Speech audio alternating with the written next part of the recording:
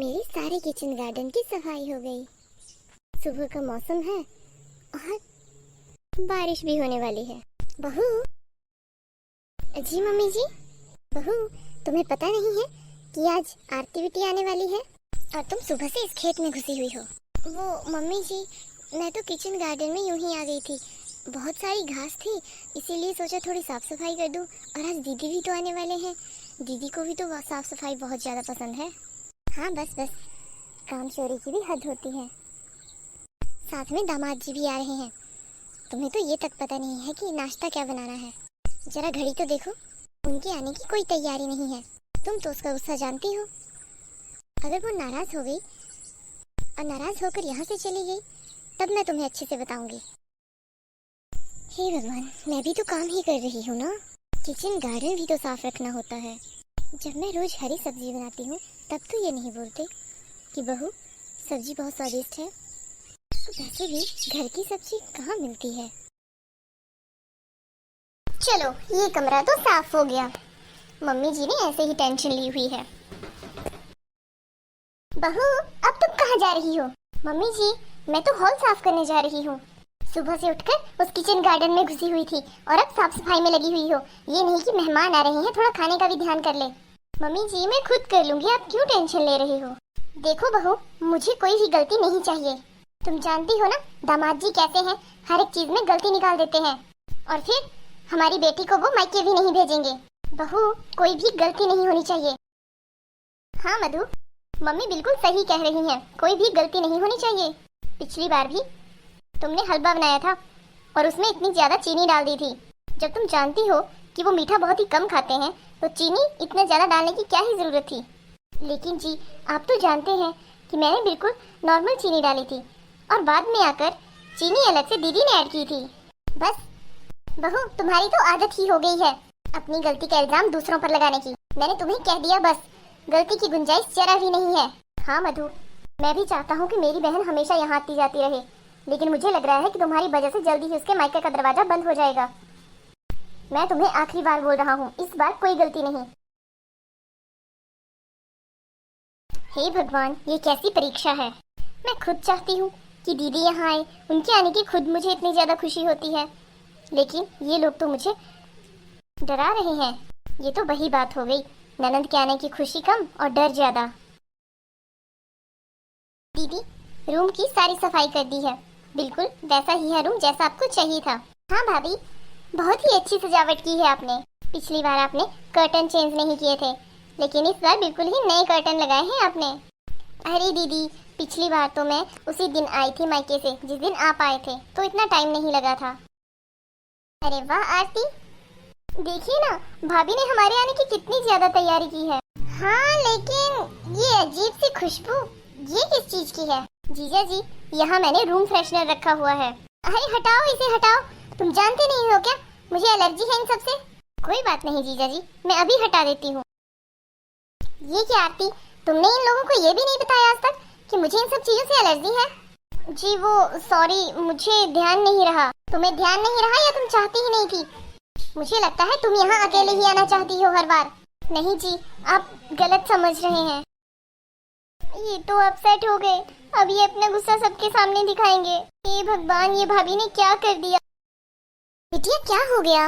अरे माँ, ये आपने क्या कर दिया? क्या आप लोग जानते नहीं है कि इन्हें इन सब चीजों से एलर्जी है? मैंने बहू को पहले ही कहा था कि हर चीज का ध्यान रखना। बहू, दीदी आप उदास मत हो, मैं जीजा जी से खुद बात कर लूंगी। मुझे सच में नहीं पता था। तुम्हें पता नहीं था या तुम ये चाहते ही नहीं थी कि मेरी बेटी दोबारा इस घर में आए? भाभी जी, मुझे तो सच में नहीं पता था कि आप भी ऐसा सोच सकती हैं कभी। मम्मी जी, सच में मेरी इंटेंशन ऐसा कुछ करने की नहीं थी। बहू, मेहमानों को जाने के बाद तुम्हारी खबर लेती हूँ मैं। अगर मेरी बेटी दोबारा मायके नहीं आई ना, तो तुम भी भूल जाना कि तुम कभी दोबारा अपने मायके जाओगी। हे भगवान, ये क्या हो गया? आपको खाना कैसा लगा? खाना? इसे तुम खाना बोलती हो? बहुत ही वाहियात था, ना कोई मजा ना कोई स्वाद। अरे तुम तो जानती हो कि मैं इतना ज्यादा घी नहीं खाता हूँ, हर सब्जी में घी डाला हुआ था। अरे बेटा, वो गलती से मैंने ही डाल दिया था। कोई बात नहीं माँ, मैं आपको कुछ नहीं कह रहा हूँ, लेकिन फिर भी कोई मजा सा नहीं आया खाना खाने में। अच्छा, अब मैं चलता हूँ, 2 दिन में तुम्हें लेने आ जाऊंगा। माँ, भाभी ने तो कोई कसर नहीं छोड़ी मेरी बेइज्जती करवाने में। आप तो जानती हैं, ये सारी बातें अपनी माँ को बताते हैं जाकर, और फिर वो मुझे ताने सुनाएंगी। वो तो हर बार ऐसा ही कहती हैं कि मैंने अपने बच्चों को राजा के जैसे पाला हुआ है, और जब भी ये मेरे साथ बाहर जाते हैं तो मम्मी की एक ही बात होती है कि इसके खाने का खास ख्याल रखना। अभी पूछती हूँ मैं इसको। बहू। जी मम्मी जी। क्या हुआ मम्मी जी? क्या हुआ? तुम ये पूछ रही हो कि क्या हुआ? आज तुम्हारी वजह से मेरी बेटी का मायका खत्म हो जाता हमेशा के लिए। अगर दामाद जी इसको अपने साथ ले जाते तो समझ लो कि वो नाराज होकर चले गए, और फिर मैं तुम्हें तुम्हारे मायके कभी नहीं भेजती। तुम इस घर की बड़ी बहू हो, तुम्हें इस घर में आए हर मेहमान की छोटी छोटी चीजों का ख्याल रखना चाहिए, ये तुम्हारी जिम्मेदारी बनती है।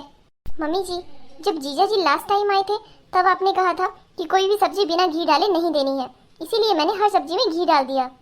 और लास्ट टाइम जीजा जी के रूम में जब फ्रूट रखे थे तो सारे रूम में फ्रूट की ही खुशबू आ रही थी, तब आपने कहा था कि एयर फ्रेशनर लगाना था। अब की बार मैंने लगा दिया, तभी मेरी ही गलती है। और दीदी, आपने खुद मुझे बताया था कि करेले जीजा जी के फेवरेट है और वही बनाना, और आज जब मैंने बना दिए तो आपने कहा कि आते ही कड़वे करेले इनके मुंह के आगे रख दिए। आप मुझे बताइए मैं क्या करूं? मैं कैसे आप लोगों को खुश रखूं? मम्मी जी, आप समझते क्यों नहीं है? दीदी के आने की खुशी मुझे भी उतनी ही होती है, और इन बातों का ख्याल आपको रखना चाहिए कि जीजा जी को आप ये सब समझाएं। अगर दीदी इन सब बातों को नहीं समझा पा रही हैं तो आप उन्हें समझाओ। हम जीजा जी को इतना अच्छा ट्रीट करते हैं मम्मी जी, लेकिन हर बार वो इस घर से नाराज होकर ही जाते हैं, किसी न किसी चीज में कमी निकाल देते हैं। मम्मी, दीदी, इसका मतलब ये नहीं है कि हम लोगों में कमी है, नहीं। इसका मतलब ये भी तो हो सकता है कि उनका नजरिया ही गलत है या अलग है। किसी किसी आदमी की आदत ही होती है हर चीज में बुराई निकालने की, तो कम से कम हम लोग तो अपने मन को समझा सकते हैं। यकीन मानिए दीदी, आपके आने की मुझे बहुत ज्यादा खुशी होती है, लेकिन जिस दिन आपने आना होता है उसी दिन मम्मी जी मुझे इतना डरा देते हैं कि मुझे खुशी से ज्यादा डर लगने लगता है। इस बार तो नहीं, लेकिन हो सकता है कि अगली बार हड़बड़ाहट में मैं कुछ गलत काम कर दूं, जैसे कोई चीज गलत तैयार कर दूं। मम्मी जी, मेहमानों के आने की खुशी ही होनी चाहिए, और ऐसे मेहमान घर में खुशियां लाते हैं जो खुशी खुशी घर में आए और खुशी खुशी घर से जाएं। लेकिन जीजा जी को 7 साल शादी को हो गए, और 7 साल में एक बार भी वो हमारे घर से खुशी होकर नहीं गए। क्या आपको नहीं लगता कि इसमें हम लोगों की बजाय उनकी गलती है? क्यों जी, आप भी बताइए, आप भी तो अपने ससुराल जाते हैं, आप तो कभी ऐसा नहीं करते। बताइए ना मम्मी जी। कुछ चीजें संस्कारों और आचरणों पर भी डिपेंड करती हैं, और आदमी की सोच भी तो फिर सही होनी चाहिए। माफ करना दीदी अगर मेरी किसी बात का बुरा लगा हो, लेकिन यही सच है, जीजू जी का नजरिया अलग है। सही कहा भाभी, नहीं तो कभी तो वो मेरे घर की अच्छाई करते, हमेशा मेरे मायके की बुराई ही करते हैं। जबकि मैं वहाँ ससुराल में जब खाना बनाती हूँ तब एक ही सब्जी बनती है, लेकिन जब वो यहाँ आते हैं तब उन्हें 56 भोग लगते हैं, उसमें भी वो कमियाँ निकाल देते हैं। सही कहा, शायद उनकी सोच ही ऐसी है, नजरिया गलत है, या मान लो कि अलग ही है। मम्मी, मैं तो मायके आना नहीं छोड़ूंगी, लेकिन आपकी सोच भी बहुत गलत है कि अगर मैं मायके नहीं आ पाई तो आप भाभी को भी मायके नहीं भेजोगी। ये तो बहुत ही गलत है मम्मी। आपके दामाद हैं ही ऐसे, ना किसी की बात पसंद आएगी और ना ही किसी के हाथ का खाना, हर चीज़ में बुराई ढूंढते हैं। लेकिन कम से कम आप तो किसी की अच्छाइयाँ देखना शुरू करो। शायद बिटिया ने सही कहा, लेकिन अगली बार आने दो दामाद जी को, अच्छे से खबर लूंगी। वाह मधु, क्या सबक सिखाई हो? मैंने सबक नहीं सिखाया, आप गलत शब्द यूज कर रहे हैं। मैंने सिर्फ बात की गहराई को इन लोगों को समझाया। हेलो दोस्तों, आपको हमारी वीडियो कैसी लगी? ऐसी ही अच्छी रोचक मज़ेदार वीडियोस देखने के लिए हमारे चैनल को सब्सक्राइब करें। मिलेंगे अगले वीडियो में। Bye bye.